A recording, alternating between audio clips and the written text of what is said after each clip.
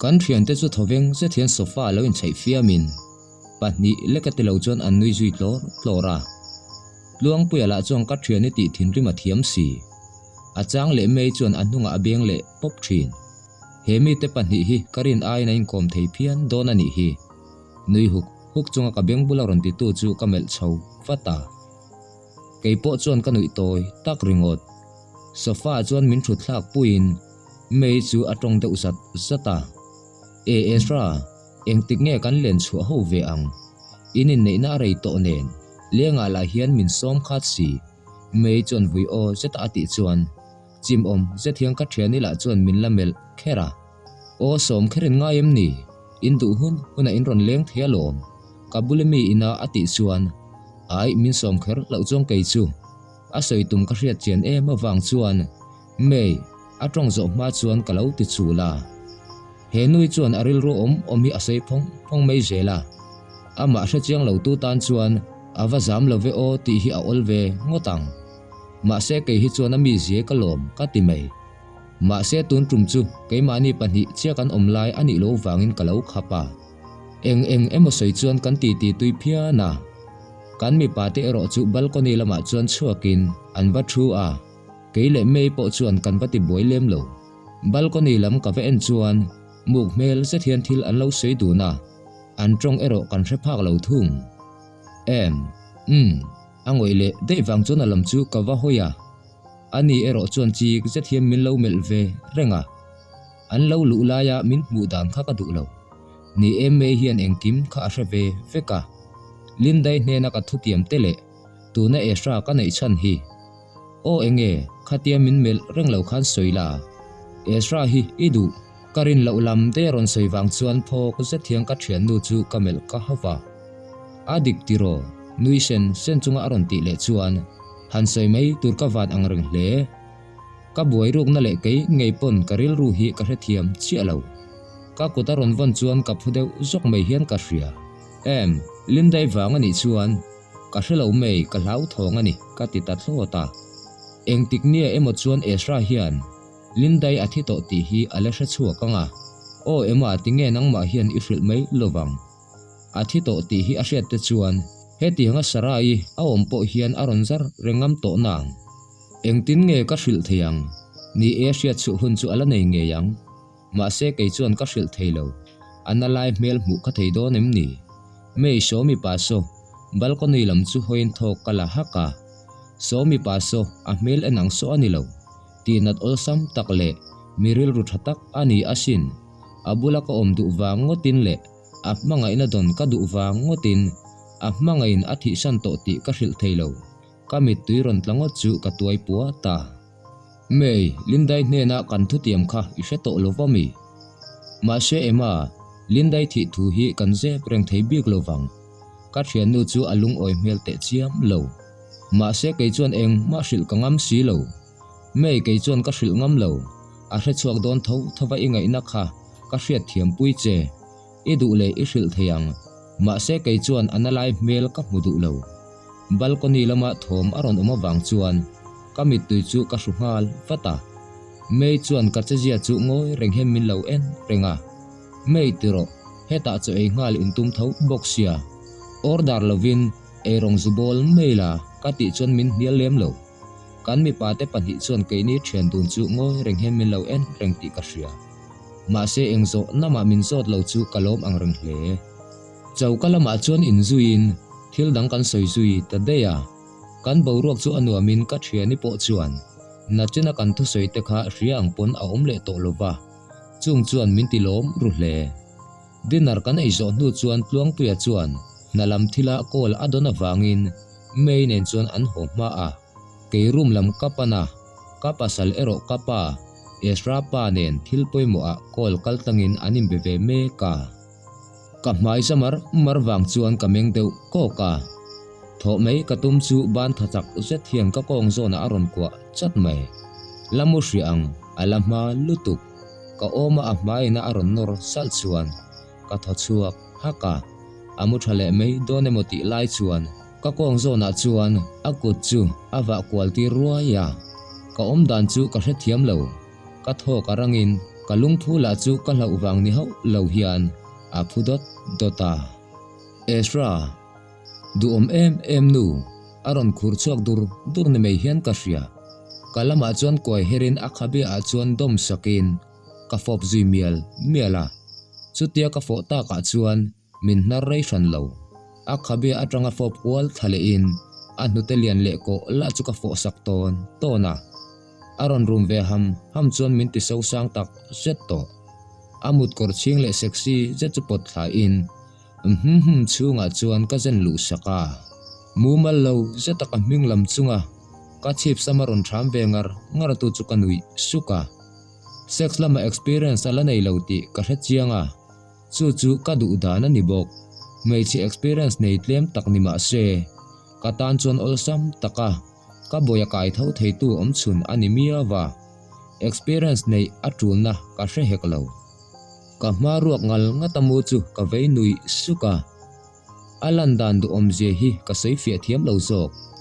ka play na wanga abiang sen larle tai tek chon min ti phur tak zet a ko chunga alu laya abianga mi tuiluang chuan hemi pathin lung hi engtiang chen nge ati hlim ti a hrelo po ni mai thei ma se ama saber kani awangin ka hlim tak zet kanu pui hi athiang hlim ti chu ka hrete me mai ma se katan athiang hlim na ahlan karing phangai lo khum khu na tham ngot chunga chik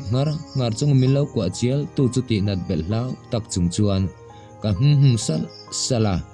arei tak nuwa chon min le thalin ka chunga aron thuka ya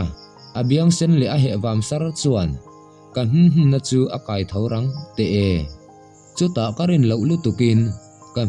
chu ron thutlum pokin among chu ati chesal sala mai mi ching chuin karum dara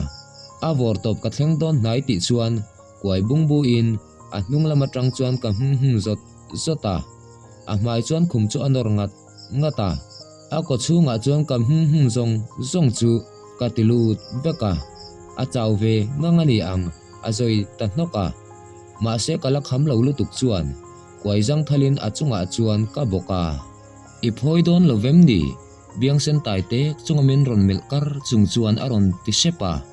kanui suka ka phoi chuak don e momin tinge yang thau to la in bual ka du ania aron ti le lai tak chuan ka chu thuk tak thleng turin kanor lut le a aron rum pro chu angong zona chong ka fop chok boka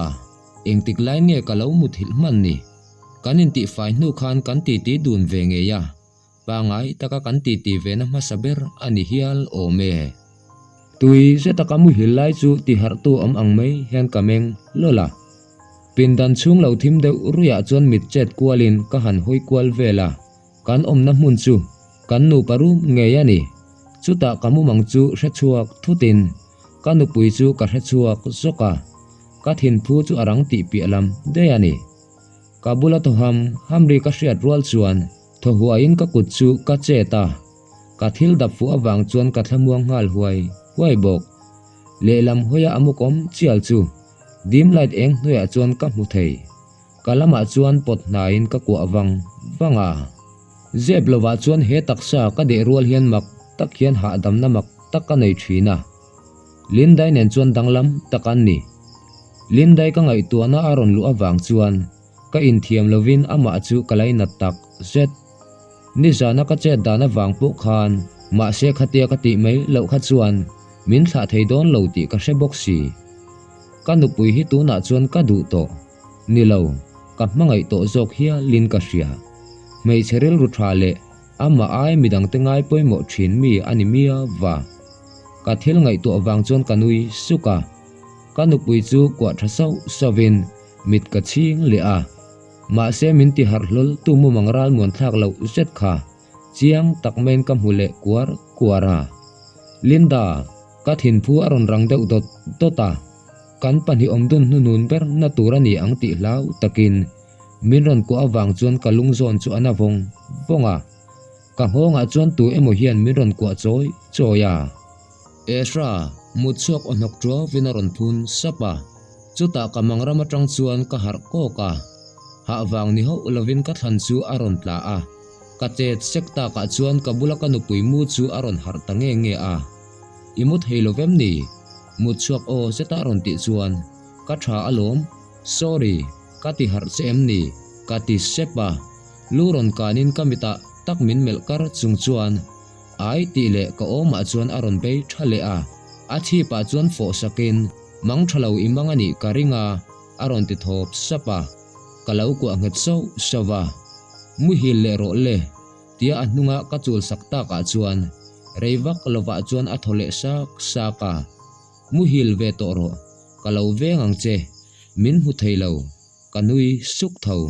a oria amut chu azia ka hre chuti chung chuan min ven atum chu ani sia dimte in ka thil hak chunga aron zen lu chu kamang hre ruaya ka om zon zamer merle akhaberu kwala ka hong aron nortel ta ka chuan katbung lama om reng chu ka han bana aron tholum ham chuan ka taksa atimur sung theime akut chekwal chu kanak nema topin achul kwal hau hawa apang tilumte ami khoina te chu nuam ka ti in ataksa chu kang heng thasau bok ka kor chunga akut churon chet le in akut hlangin ka hnute aron tham ngal ton tona ka hoile ta du tholu tukin a buya ka fop ngonga chuta ka chunga chuan ron innem khalin ril le du tholu tuk chuan min fop tango ngonga a du tholu tuk chu kan mui le in sirem chung chuan kanui haka ache dan ron siam rem sawin kamal anor kawa ain kara ron in seplutin kaluso na aban aron nem khal mia a mai ti sachak na wanga central chu nui hak chungin ka bana a muya ka han fop tur chu noilam chuan na de lekhian kamal inkar chu aron nor zui sat bok katum lo lutukin karum chuak hak bok chiang lutukin ami patna chu ka feel theya kamal chu zawle zuala anor pa hian ka kap zon chu aron sala chuta min ti phur thei ber turin ke kor chan ve ka chon aron nor kwala ka tak sadang lam ngal bek chu kai ang bokina ria a ka thoham renga ka thil hak aron nor tom chho veka ka penti chana chon na le zualin aron a ngonga chuan banin a mui nuai ka fo sak de te a chu thil chuan atipur sotli riat tak hian min ron fop tango ngonga aleisa le thap hraina aron hol ngong chuan ka taksa chung hi asapup mai my life kamamo che a o zetchu natuar ang mena thohok hoka kamita tak chuan amit meng sexy zet hian miron mel ta sia amit menga min mamo zia thup than tum ho lova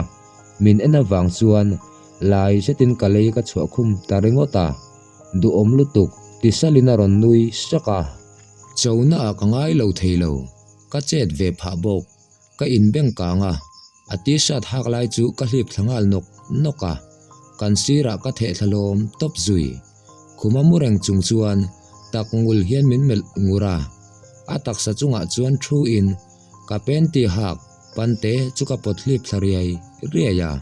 ka che je chu rum dur chung hian min enin ka taksa chu athle kwaldan dana chuta min le thalin ka don che my life tikur khur chungin ka khela ve vuanin kamal inkar aron bok niam ani chu aron thokum ham rol te chuan ka taksa hi aza in ka pasal kamamo na chuan om ngai na min ria tir theilo ka ti mai ka na chu a mui mang chuan aron pop ngong hi ani mai nom na na salu tu ka wangin ka khom hu te hi athim mup mai hian ka ria a in beng khalin asama ka jen luta a mui lumin aron nor ngong chuan ka thochuak zui ama zeilu tukin aron chet zoma alei aron mantel le phei chuan keima zokin ka taksa ka chet kwal hial thei du tholu tukin a muin anor kwala ka ko chunga hian nom na na salutuk aron inlet kwala ka tre chua mai lo nan ka khela akut chu ka vuan betrong tronga adu thotel telmoti tur hian aron che war sawa ka taksa nom na na salutukin aron tuam kwal lai chuan atop thuta chuan ka mai chen na laya takaron tin tarun mai insum katum lo ka pasarania min mamo na ti lan thin ang bokin keipon ka mamo na thup katum lem lo muang changin aron nor lut riai reya arum chuak hok keipon ka thiam ang to kin kalau pui ve zel bok aron rum chu hok ta ka chuan akonga ka kherbet nget be sawa aron rangin ka ko chung chu akhat vek min tho pui lokin khumlu lama chuan min bo tira chuta ka hnung lama tang chuan lian le ru tung chu tim lo bak sak hian aron thum tlum po ka ko chung lama lum pu brual chuan ka hnung lama tang chuan min ron kwa khom peka ka dar chu dim te na fop dan dana kan taksa chu thanina bol hu dapa kan lungphuri dot ti lo chu thom dang re mo lo kala kham lo aron ti chuang kanui haka chuta ka chunga chuan in thazo lutuk hian aron bok ti a min nuyamo aron ti chuan lu ka lo thing pata avei nui suka awahan mel tha chiang tak kan taksa eng ma kan la in bel lo wang chuan ka che jong ta chuan chu ka han tok fu ani kha noi lam ka en chuan nui chu aza lo te e ka tim song thei lian le khong la chu eng tin nge ka ko chunga len thei chu te ka mel reng lai chuan aron room hoka ama chu ka mel chho wat amit mengjim zeta min ron mel phei chuan amita takbo ka en ngam to lo a oma chuan ka chal chuan kanor roka room ri shoya than hu luamin ka taksa a aron bok thopa ka zak nuai aron zen luta ka dara nget takaron manin atop lam chu rangmang kheng hian aron zata ka ko chung aron puata chuan atla ti ka hre thei chuta thuk taka aron nor lut le a aron thohok hoka katina che em aron in beng kanga ataksa hrol tham set chu asen chuak vek keipo hi eng ka ang bik lowang min ngai tu azia amit menga chuan ka mubok ai ka tha achala chuan ka fop sawa tak zet my life awa chuan nui sari ka hretel thei du em nu ka khabe aron domin min fop zui miala ka khabe a fop kwal le a ami patna a phoi chuak do nemo ka ti nu a thuk tak thleng turin aron nor lut le a ka in ring man lo ka kang zok chu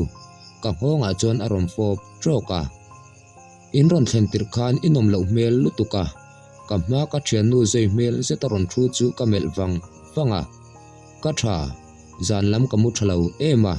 e tur min lo siam te min ron nui tlon ti hian aron nui vara oi he nu tak hi chuwa ani ti khan lo muro sup ka lo siamang che min chang to lo chuan ceiling lam mel chuan a khap faka ril ruha na anei ani ange beto lo chuan ngoi rengin chauka lama ka lu sana ngoi reng chuan ei tur ka siam miala khoi mo ka ti puyang che ni zan motor kan lo chuan rei wanga niang zalote ina nui lui bok thutna oma chuan a thu a ka karot chan lai chu ron banin a chan zoma dot soi thiam mi lovani o amita takmel chung chuan kanui saka I voi khat ma min la ron kol lo message tak ngial po min la ron thon lo noi lam mel chuan apun sapa enge a soi tum ka hriat lo em awang chuan kamel mol topa ka kutaron chelin a thutna bula min pot thu ve ngal sata soidu inei chuan soila akuta von sakin kanui vara abial nu hlui kha ala thei ngil lovaniang asoi zo rol chon zalo set hiam miron nui sakbok tu chung chang nge mu isoile ka ko chumel wangin ka omlai rengina bana achel saka khamiten ompala khan da thlak sakpo atum lo anin kopti hre tu te ma kan om wangin minza puyaniam chuan adara ka mu reng lai khan akwa boka ihria em nizan masa khan ka engkim ka pevek ma se chu mizan la chuan lili I apan le tho okhur dara aron ti chuan hey thil ngai to ngut lo la ani lo chuan inat pha meyang